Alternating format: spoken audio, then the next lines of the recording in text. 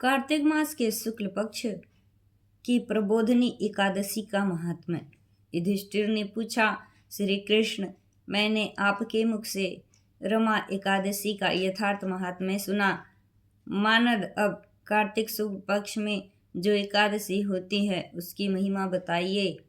भगवान श्री कृष्ण बोले, राजन, कार्तिक के शुक्ल पक्ष में जो एकादशी होती है उसका जैसा वर्णन लोक सृष्टा ब्रह्मा जी ने नारद जी से किया था वही मैं तुम्हें बतलाता हूँ।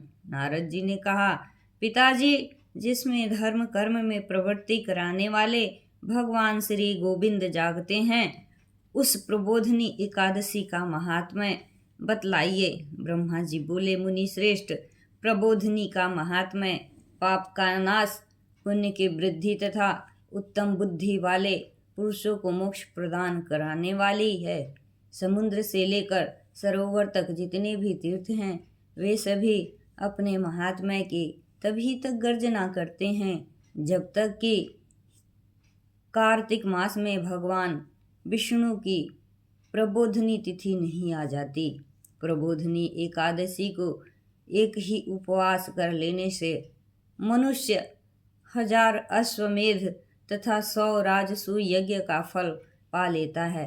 बेटा, जो दुर्लभ है, जिसकी प्राप्ति असंभव है तथा जिसे त्रिलोकी में किसी ने भी नहीं देखा है, ऐसी वस्तु के लिए भी याचना करने पर प्रबोधनी एकादशी उसे देती है। भक्ति पूर्वक उपवास करने पर मनुष्यों को हरि प्रबोधनी एकादशी ऐश्वर्य, संपत्ति, उत्तम बुद्धि, राज्य तथा सुख देने वाली प्रदान करती है। मेरु पर्वत के समान जो बड़े बड़े पाप हैं उन सबको यह पापनाशिनी प्रबोधनी एक ही उपवास से भस्म कर देती है। पहले के हजारों जन्मों में जो पाप किए गए हैं उन्हें प्रबोधनी की रात्रि का जागरण रुई की ढेरी के समान भस्म कर डालता है। जो लोग प्रबोधनी एकादशी का मन से ध्यान करते तथा जो इसके व्रत का अनुष्ठान करते हैं उनके पितर नरक के दुखों से छुटकारा पाकर भगवान विष्णु के परम धाम को चले जाते हैं। ब्रह्मण, अश्वमेध आदि यज्ञों से भी जिस फल की प्राप्ति कठिन है वह प्रबोधनी एकादशी को जागरण करने से अनायास ही मिल जाता है। संपूर्ण तीर्थों में नहाकर सुवर्ण और पृथ्वी दान करने से जो फल मिलता है वह श्री हरि के निमित्त जागरण करने मात्र से मनुष्य प्राप्त कर लेता है। जैसे मनुष्यों के लिए मृत्यु अनिवार्य है उसी प्रकार धन संपत्ति मात्र भी क्षणभंगुर है। ऐसा समझकर एकादशी का व्रत करना चाहिए। तीनों लोकों में जो कोई भी तीर्थ संभव है वे सब प्रबोधनी एकादशी का व्रत करने वाले मनुष्यों के घर में मौजूद रहते हैं। कार्तिक की हरि प्रबोधनी एकादशी पुत्र तथा पौत्र प्रदान करने वाली है। जो प्रबोधनी को उपासना करता है वही ज्ञानी है, वही योगी है, वही तपस्वी और जितेंद्रिय है तथा उसी को भोग और मोक्ष की प्राप्ति होती है। बेटा, प्रबोधनी एकादशी को भगवान विष्णु के उद्देश्य से मानव जो स्नान, दान, जप और होम करता है वह सब अक्षय होता है। जो मनुष्य उस तिथि को उपवास करके भगवान माधव की भक्ति पूर्वक पूजा करते हैं वे 100 जन्मों के पापों से छुटकारा पा जाते हैं। इस व्रत के द्वारा देवेश्वर जनार्दन को संतुष्ट करके मनुष्य संपूर्ण दिशाओं को अपने तेज से प्रकाशित करता हुआ श्री हरि के वैकुंठ धाम को जाता है। प्रबोधनी को पूजित होने पर भगवान गोविंद मनुष्यों के बचपन, जवानी और बुढ़ापे में किए हुए 100 जन्मों के पापों को चाहे वे अधिक हो या कम धो डालते हैं। अतः सर्वथा प्रयत्न करके संपूर्ण मनोवांछित फलों को देने वाले देवाधिदेव जनार्दन की उपासना करनी चाहिए। बेटा, नारद जो भगवान विष्णु के भजन में तत्पर होकर कार्तिक में पराये अन्न का त्याग करता है, वह चांद्रायण व्रत का फल पाता है। जो प्रतिदिन शास्त्रीय चर्चा से मनोरंजन करते हुए कार्तिक मास व्यतीत करता है, वह अपने संपूर्ण पापों को जला डालता और 10,000 यज्ञों का फल प्राप्त करता है। कार्तिक मास में शास्त्रीय कथा के कहने सुनने से भगवान मधुसूदन को जैसा संतोष होता है, वैसा उन्हें यज्ञ दान अथवा जप आदि से भी नहीं होता। जो शुभ कर्म परायण पुरुष कार्तिक मास में एक या आधा श्लोक भी भगवान विष्णु की कथा वाचते हैं, उन्हें 100 गोदान का फल मिलता है। महामुने, कार्तिक में भगवान केशव के सामने शास्त्र का स्वाध्याय तथा श्रवण करना चाहिए। मुनि श्रेष्ठ, जो कार्तिक में कल्याण प्राप्ति के लोभ से श्री हरि की कथा का प्रबंध करता है, वह अपनी 100 पीढ़ियों को तार देता है। जो मनुष्य सदा नियम पूर्वक कार्तिक मास में भगवान विष्णु की कथा सुनता है, उसे 1,000 गोदान का फल मिलता है। जो प्रबोधनी एकादशी के दिन श्री विष्णु की कथा श्रवण करता है, उसे 7 द्वीपों से युक्त पृथ्वी दान करने का फल प्राप्त होता है।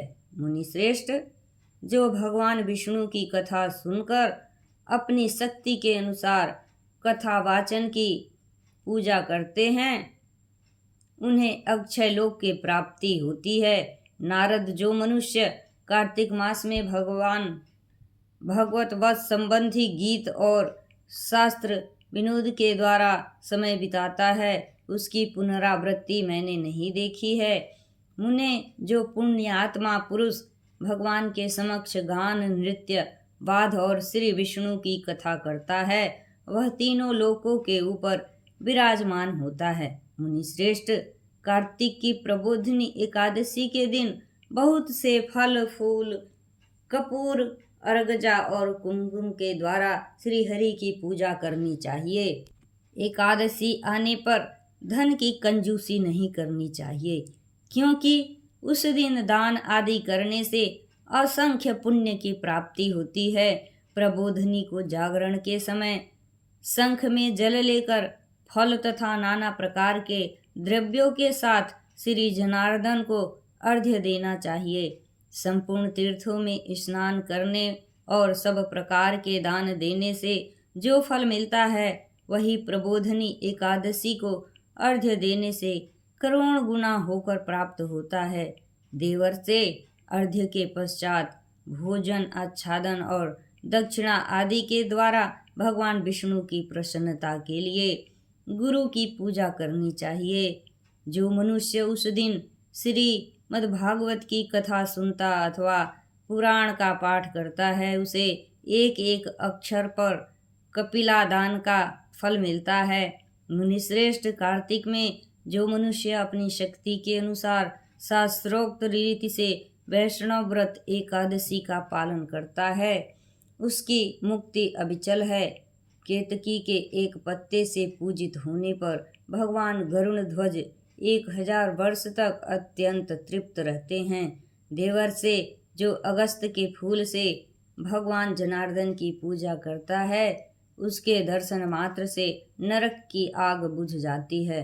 वत्स, जो कार्तिक में भगवान जनार्दन को तुलसी के पत्र और पुष्प अर्पण करते हैं, उनका जन्म भर का किया हुआ सारा पाप भस्म हो जाता है। मुने, जो प्रतिदिन दर्शन, स्पर्श, ध्यान, नाम कीर्तन, स्तवन, अर्पण, सेचन, नित्य पूजन तथा नमस्कार के द्वारा तुलसी में 9 प्रकार की भक्ति करते हैं, वे कोटि सहस्र युगों तक पुण्य का विस्तार करते हैं।